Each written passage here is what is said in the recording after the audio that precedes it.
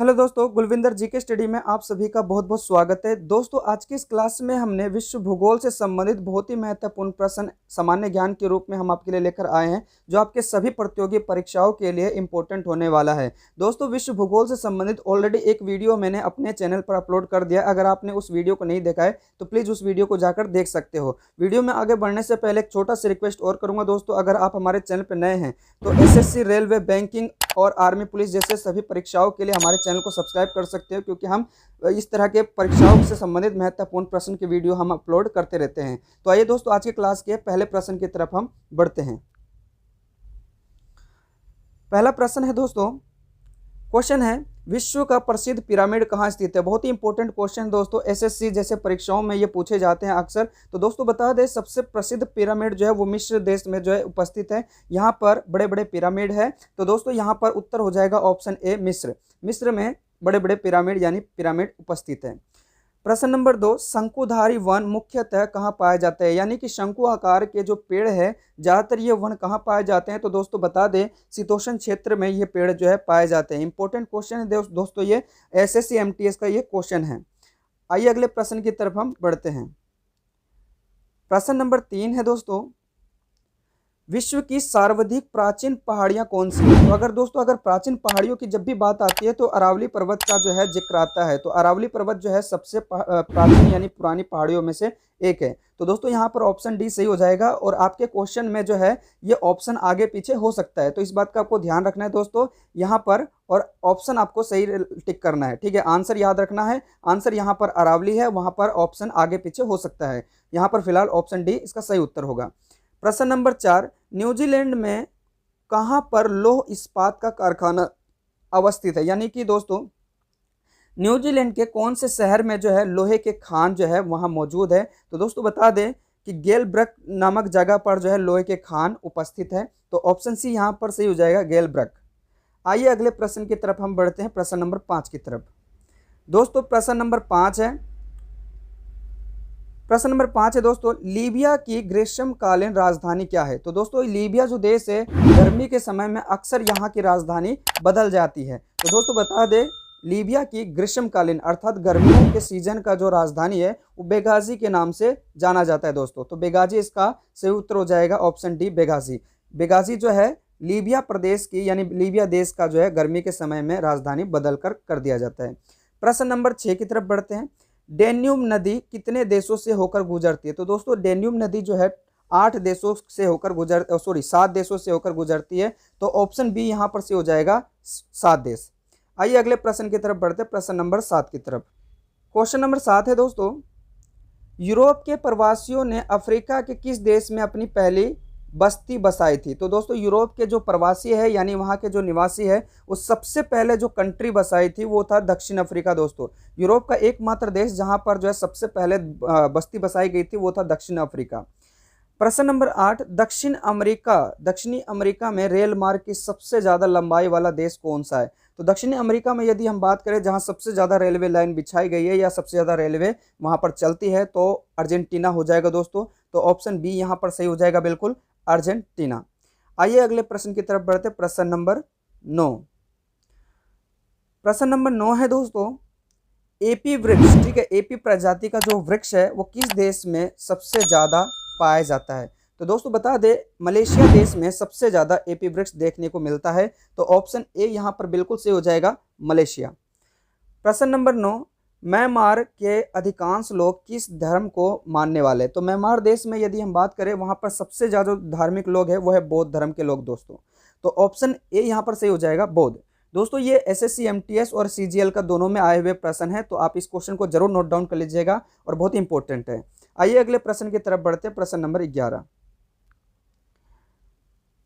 प्रश्न नंबर 11 है दोस्तों, संसार की सबसे लंबी नदी कौन सी है। यहाँ पर दोस्तों लंबी नदी पूछा गया है, बड़ी नदी नहीं पूछा गया है। तो इस बात का ध्यान रखना, लंबी और बड़ी नदी में फर्क होता है। तो यहाँ लंबी नदी की यदि हम बात करें दोस्तों तो यहाँ पर नील नदी हो जाएगी जो सबसे लंबी नदियों में से एक है। तो ऑप्शन बी यहाँ पर बिल्कुल सही हो जाएगा, नील नदी। प्रश्न नंबर 12, भारत के किस राज्य को अंडे की टोकरी के नाम से जाना जाता है या विख्यात है। भारत में अंडों का सबसे ज़्यादा उत्पादन अथवा बेचने वाला जो देश है वो है दोस्तों आंध्र प्रदेश। इसलिए इसे अंडों की टोकरी के नाम से भी जाना जाता है। तो ऑप्शन सी सही हो जाएगा दोस्तों यहाँ पर आंध्र प्रदेश। ठीक है, आइए अगले प्रश्न की तरफ बढ़ते हैं। दोस्तों वीडियो को ज़्यादा से ज़्यादा शेयर कीजिएगा, कमेंट कीजिएगा, और वीडियो पसंद आए तो लाइक ज़रूर करते रहिएगा दोस्तों। आप लोगों का लाइक ही हमें मोटिवेट करता है दोस्तों, प्लीज़ हमें मोटिवेट करते रहिए। और अगर आप चैनल पर नए हैं तो प्लीज़ चैनल जरूर सब्सक्राइब कर लीजिएगा। तो क्वेश्चन नंबर 13 देखते हैं दोस्तों। ज्वालामुखी पर्वत माउंट हेलेंस कहाँ स्थित है? तो दोस्तों ज्वालामुखी पर्वत जो है माउंट हेलेंस वो संयुक्त राज्य अमेरिका में है दोस्तों मौजूद। तो ऑप्शन डी यहाँ से हो जाएगा संयुक्त राज्य अमेरिका। बहुत ही इंपॉर्टेंट क्वेश्चन दोस्तों, ये आर्मी में आया हुआ प्रश्न है। ठीक है, अगला क्वेश्चन है क्वेश्चन नंबर 14। दक्षिण अफ्रीका की लगभग कितनी प्रतिशत जनसंख्या गोरे लोगों की है? तो दक्षिण अफ्रीका की यदि हम बात करें वहाँ पर 20% लोग गोरे लोग के रूप में पाए जाते हैं दोस्तों। तो यहाँ पर ऑप्शन ए बिल्कुल सही होगा, 20%। आइए अगले प्रश्न की तरफ बढ़ते हैं, प्रश्न नंबर 15। प्रश्न नंबर 15 है दोस्तों, बहुपत्नी प्रथा बड़े पैमाने पर प्रचलित है कहाँ पर? दोस्तों बहुपत्नी का मतलब है जहाँ पर एक पति के कई सारी पत्नियां मौजूद हो या रखते हो, उसे हम कहते हैं बहुपत्नी। और ये दोस्तों पश्चिमी यूएसओ में आपको ज़्यादातर देखने को मिलता है। यहाँ पर एक व्यक्ति के कई सारे पत्नियां पाए जाते हैं या रखते हैं। तो ऑप्शन ए यहाँ से हो जाएगा पश्चिम यूएसए। पश्चिम यूएसए में बहुपत्नी बड़े पैमाने पर आपको देखने को मिलेगा। प्रश्न नंबर 16। क्यूबा में मुख्यतः किसकी बागानी की कृषि की जाती है? क्यूबा देश में सबसे ज़्यादा मात्रा में जो खेती बाड़ी होती है यानी खेती की जाती है वो है गन्ने का दोस्तों। गन्ने का सबसे ज़्यादा जो है खेती की जाती है क्यूबा देश में। आइए अगले प्रश्न की तरफ बढ़ते हैं, प्रश्न नंबर 17 की तरफ। दोस्तों प्रश्न नंबर 17 है, प्रीपेड दलदल किस देश में पाया जाता है? ये दलदल जो है दोस्तों है एक पानी के ऐसे रूप को कहा जाता है जहाँ पर पानी की मात्रा कम होती है और सूखापन भी होता है। ऐसे में थोड़ा नमी वाला जो है पानी होता है, ठीक है, इसे हम दलदल कहते हैं। और ये दलदल कई प्रकार के होते हैं दोस्तों। यहाँ पर प्रीपेड दलदल पूछा गया है, तो प्रीपेड दलदल जो है दोस्तों आपको बता दें वो बेलारूस में पाया जाता है।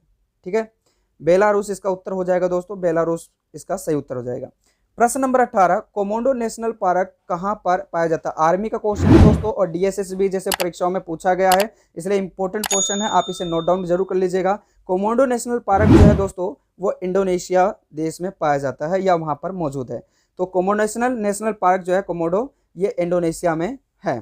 तो ऑप्शन बी यहाँ से हो जाएगा इंडोनेशिया। आइए अगले प्रश्न की तरफ बढ़ते हैं, प्रश्न नंबर 19 की तरफ। प्रश्न नंबर 19 है दोस्तों, उत्तरी अमेरिका को एशिया से अलग करने वाली जल संधि कौन सी है? तो उत्तरी अमेरिका और एशिया को जो अलग करने वाली जो जल संधि है वो दोस्तों बेरिंग है। बेरिंग जल संधि के माध्यम से उत्तरी अमेरिका और एशिया अलग हो रखे हैं दोस्तों। तो ऑप्शन बी यहाँ से हो जाएगा बेरिंग। प्रश्न नंबर 20। ऑस्ट्रेलिया के मूल वासियों का प्रिय पेशा यानी ऑस्ट्रेलिया के लोगों का जो है सबसे मन पसंदीदा जो काम है वो कौन सा है? तो दोस्तों बता दें ऑस्ट्रेलिया के मूल निवासियों को पशुचारण यानी पशुओं को चराना बहुत ही ज़्यादा पसंद है और ये इसका सही उत्तर हो जाएगा पशुचरण। तो क्वेश्चन इसका सही ऑप्शन सही हो जाएगा इसका सी पशुचरण। आइए अगले प्रश्न की तरफ बढ़ते हैं, प्रश्न नंबर 21 की तरफ। प्रश्न नंबर 21 है दोस्तों, कनाडा के कितने भाग में शीतोष्ण वन मिलते हैं? तो कनाडा जैसे देश में तकरीबन देश की आधी आबादी या आधे भाग में शीतोष्ण वन देखने को मिलता है दोस्तों। तो ऑप्शन ए यहां पर सही होगा, आधे भाग। प्रश्न नंबर 22। त्रिभुवन राजपथ किन दो देशों को एक दूसरे से जोड़ता है? तो त्रिभुवन जो राजपथ है यानी रोड है ये भारत और नेपाल दो देशों को जो है आपस में जोड़ने का काम करता है दोस्तों या जोड़ता है। तो ऑप्शन डी बिल्कुल सही होगा, भारत और नेपाल। ये इंपॉर्टेंट क्वेश्चन है दोस्तों, इसलिए आप इसे जरूर गौर से पढ़िएगा और इसे नोट डाउन जरूर कर लीजिएगा। तो त्रिभुवन राजपथ जो है भारत और नेपाल को जोड़ता है। ठीक है, तो यहाँ पर ऑप्शन डी सही हो जाएगा, भारत और नेपाल। अगले प्रश्न की तरफ बढ़ते हैं, प्रश्न नंबर 23 की तरफ दोस्तों। प्रश्न नंबर 23 है, पेरिस बेसिन से होकर कौन सी नदी गुजरती है? तो पेरिस बेसिन से होकर जो है सीन और लायर दोनों नदियां जो है दोस्तों बहती है। तो यहाँ पर अगर ऑप्शन अलग अलग करके पूछा गया है तो दोस्तों इस बात का ध्यान रखिएगा, ये गलत हो सकता है। आइए हम इसके बाकी ऑप्शन भी देख लेते हैं। तो दोस्तों यहाँ पर देख सकते हो ऑप्शन डी बिल्कुल से हो जाएगा, सीन व लायर। सीन और लायर दोनों ही जो है नदी है यहाँ पर पाए जाते हैं। अगला क्वेश्चन है दोस्तों, क्वेश्चन नंबर 24। स्वेज नहर का निर्माण कब किया गया था? तो दोस्तों स्वेज नहर का जो निर्माण है 1869 में किया गया था। ऑप्शन ए यहाँ पर सही हो जाएगा, सन 1869। और दोस्तों आज का आखिरी क्वेश्चन रहेगा क्वेश्चन नंबर 25। निम्न में से कौन सी पवन को डॉक्टर की संज्ञा दी गई है? इंपॉर्टेंट क्वेश्चन दोस्तों, ये क्वेश्चन कई बार एसएससी सीजीएल में पूछा गया है, तो इस बात को ध्यान रखिएगा दोस्तों। अगर आप सीजीएल का पेपर दे रहे हो तो ऐसे क्वेश्चन आपके पेपर में आ सकते हैं। क्वेश्चन है दोस्तों, इनमें से कौन से निम्न में से कौन सी पवन को डॉक्टर की संज्ञा दी गई है? तो दोस्तों इसका उत्तर होगा हारमेंटल। हारमेंटल को सूखी हवाओं का जो है एक प्रकार से परीक्षण का जो है यहाँ पर डॉक्टर की संख्या दी गई है, तो हारमेंटन इसका सही उत्तर हो जाएगा, ऑप्शन सी। तो दोस्तों ये भूगोल से संबंधित जो है 25 इंपॉर्टेंट क्वेश्चन है जो बहुत ही ज़्यादा इंपॉर्टेंट आपके परीक्षाओं के लिए। आपको वीडियो कैसा लगा हमें कमेंट करके जरूर बताएं दोस्तों। अगर आप चैनल पर नए हैं तो चैनल को सब्सक्राइब कर लीजिएगा, बेल आइकन को जरूर ऑन कर लीजिएगा ताकि आने वाली हमारी ताज़ा वीडियो आप तक सबसे पहले पहुँच सके। तो दोस्तों मिलते हैं एक नई वीडियो के साथ, इंपॉर्टेंट वीडियो के साथ। तब तक के लिए जय हिंद, बाय बाय।